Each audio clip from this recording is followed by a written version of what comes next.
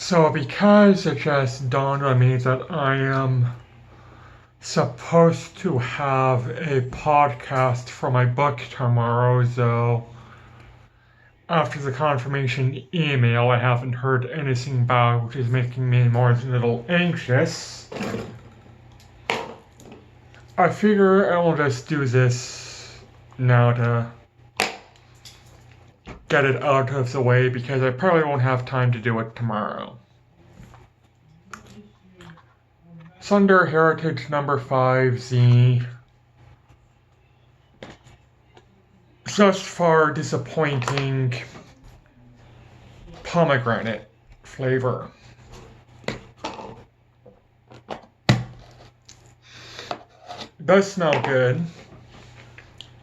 Let's see if putting it in the bottom lip improves flavor. I mean, it has in the others before. Save for number 1, but that was just revolting.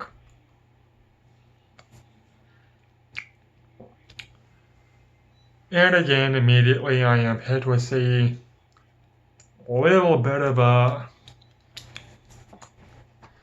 tinkle. I mean, these are supposed to be very high in nicotine. That's one of the reasons why I got some. So I'm by no means getting a buzz, which in hindsight, I'm not even sure why I got the high nicotine because I don't really like that buzz. I think I was trying to see if there was a way I could control when I get it.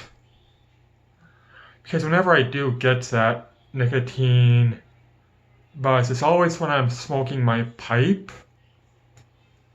And I never expect it, so I was going to see if I could sort of see if I can get it with these and maybe if I anticipate it, if I will enjoy it or not. But every time I get it, every time I've had it in the past, it was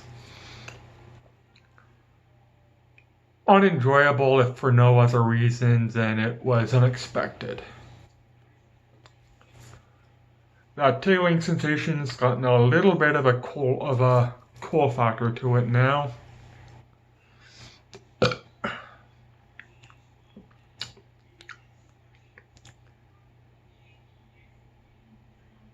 It's been a little over 2.5 minutes.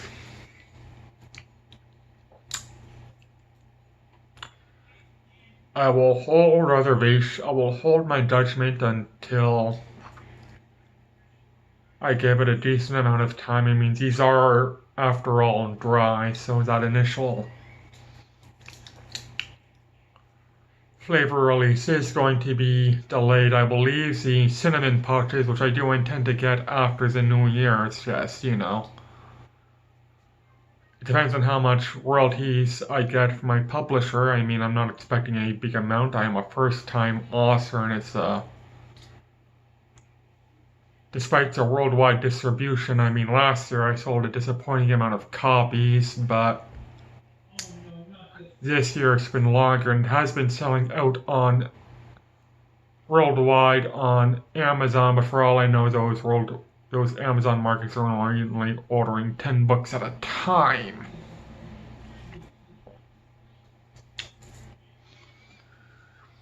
Just got hit with the flavor. It's not good. There's a tartness to it, but it's just that. It's tart. A generic tart flavor that doesn't even remind me of pomegranate, it's just generally tart. And while not nearly as strong as when I put the number 1 in my bottom lip, that chemical muck,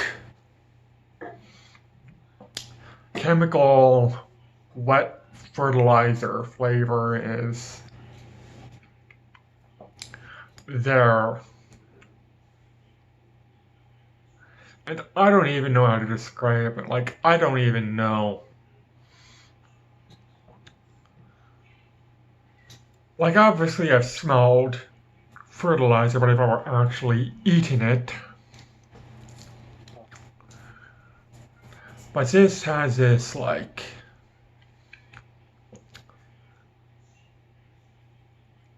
artificial chemical dirt flavor to it. I don't even know if such a thing exists. I don't see why it would. But that's pretty much what the best way I can describe it when considering that I'm describing it as a chemical dirt or a chemical muck, I mean. It's almost indescribable. What the fuck is chemical dirt?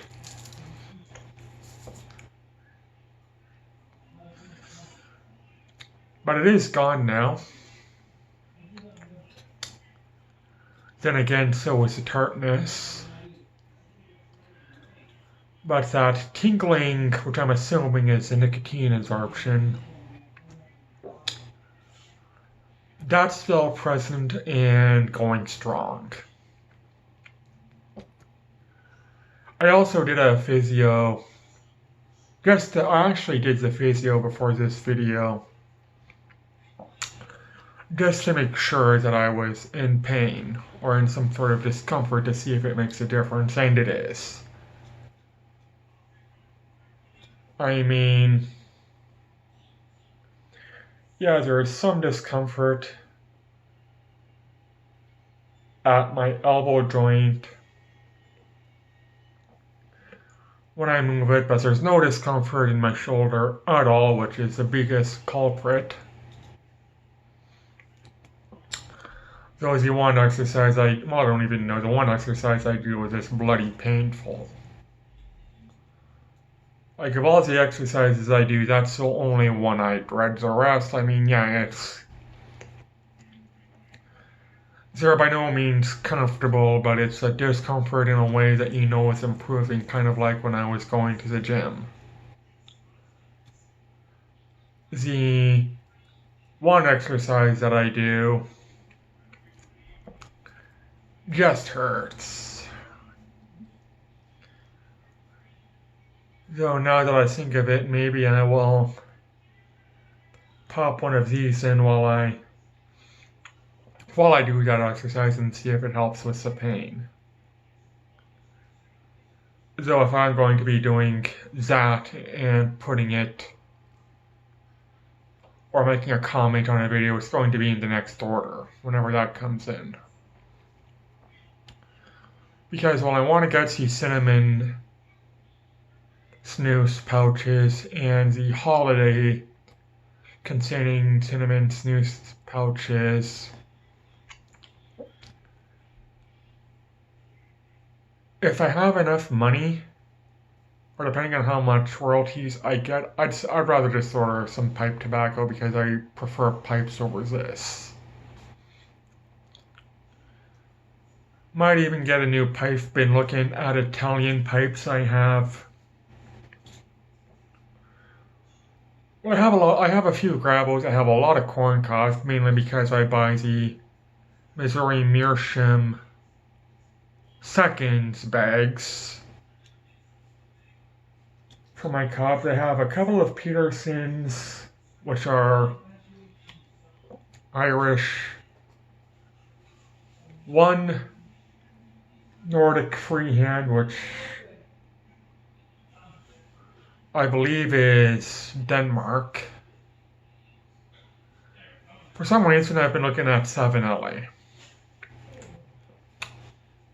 If I get enough money, I might even get a Castello, because Castellos are pretty much the Dunhill pipes, the Italian Dunhill pipes, and from what I understand, the newer Castellos are of better quality than the newer Dunhills.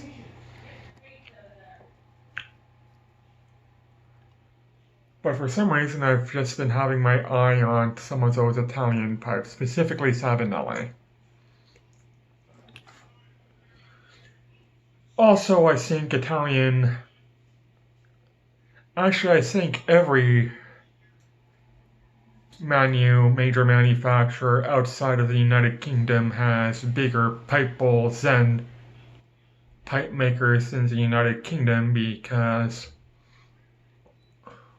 well, I mean, United Kingdom is known for the Lakeland blends, which apparently has this, from what I have heard, though I've not experienced, this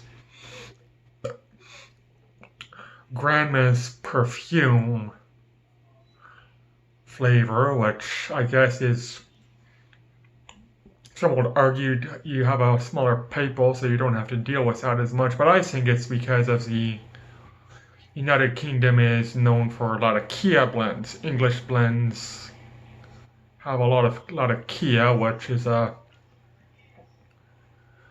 known to be very bold and pungent, so it's anything with Latakia, say I'm not a fan of Syrian Latakia, but anything with Cyprian Latakia, I really enjoy. But I can understand having them in a smaller pipe bowl because it's so bold. You don't really want to wear out your palate smoking one bowl. Though, frankly, I can smoke some in a big bowl anyway to just savor the leathery smokiness of the Latakia and savor it for a very long time, but I can understand why United Kingdom pipe manufacturers tend to have slightly smaller bowls, considering they're known for England, Ireland, Scotland is known for a lot of Kia. Not a fan of Scottish blends, though. Don't dislike them, but there's something about the Cavendish which just ruins the, well, not necessarily ruins, but diminishes the flavor for me, though at least it's a Virginia Cavendish and not a Burley Cavendish.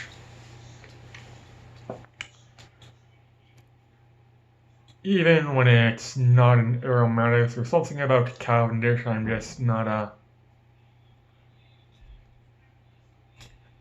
I'm put it this way, any blend that has Cavendish and is not an aromatic, I am not a big fan of, and aromatics in general, which contains black or burley Cavendish, I'm usually disappointed in. And it's not just because of the goopiness of the aromatic or what have you, it's just that the tin aroma is so inviting and strong and almost beautiful in the nose, and when I actually light up a bowl and smoke it, it's generally pathetic, especially in comparison to the tin note, or the pouch note, depending on what it is. Slight flavor is back, but again, it's that. So this time I am by no means getting an artificial chemical induced flavor, but it is that mucky dirt, which oddly enough, without that whatever it is that makes it seem chemical induced, it's actually rather pleasant. No pomegranates though. I'm not getting any tartness that now as I was when the flavor first kicked in, but it was just this generic tartness. I mean, if I were to do a blind taste test and someone were to just somehow takes the tartness of this and give it to me. I wouldn't even guess it was fruit, I just say it's tart. I will never say pomegranate, I wouldn't guess pomegranate, I mean, if someone even were to say what fruit is it, I'd be struggling for that because it's not even citrus flavor. It doesn't remind me of any sort of citrus I've ever had. Doesn't remind me of any sort of tart apple I've ever had. Doesn't remind me of any tart fruit or tart food I've ever had. It was just tart. And I like tart, but let me put it to you this way. If I were to buy a bottle of soda that had the tart flavor in it, so bear in mind the soda will be hopefully nice and cold, which will probably improve my enjoyment of it, but if that tartness were in a drink, I'd drink it once, never again. And with this, let me put it to you this way, I'm going to be putting this in my upper lip each and every time. The only ones I've been even putting in my bottom lip since I've done these videos is the number 2, because you get a slightly more flavor, and the number 2 was just no flavor whatsoever in the top lip. So I think this was the same thing as well. But considering the flavor that I got for a very brief moment when I put this in my bottom lip, I mean it wasn't bad, but it wasn't good either, I mean.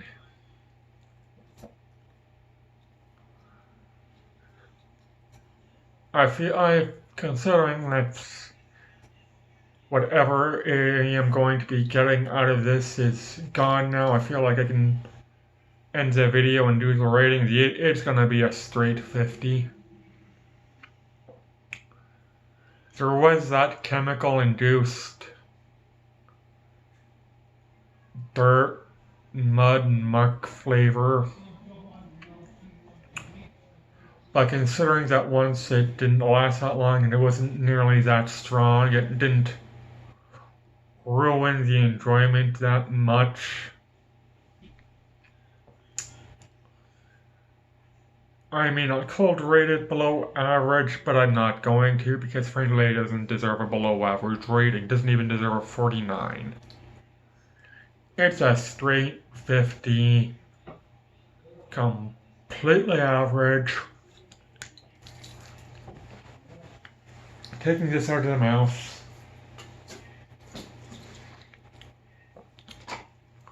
I can take it or leave it.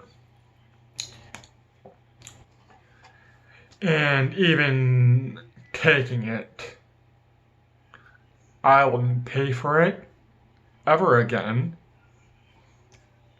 And if there were other options available, say for the number 1, I'll take one of them before I take this. Completely average, almost boring. And say what you will about the number 1, which is just a little bit atrocious. I'd rather atrocious than boring. Atrocious I will at least remember. This, I'm gonna forget. In fact, not just forget, probably neglect. Because of all the tins I have here, this is the one I've been pretty much not using. Because it's the most boring of all 5. 50 out of 100, one completely average.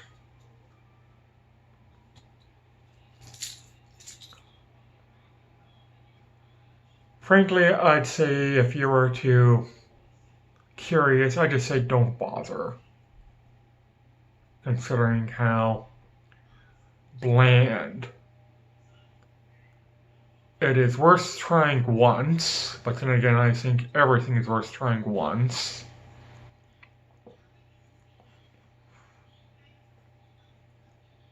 But only worth trying once if you can get it for free, especially if you put it in your lower lip. This is just bland and boring. Take care, everybody, and bye.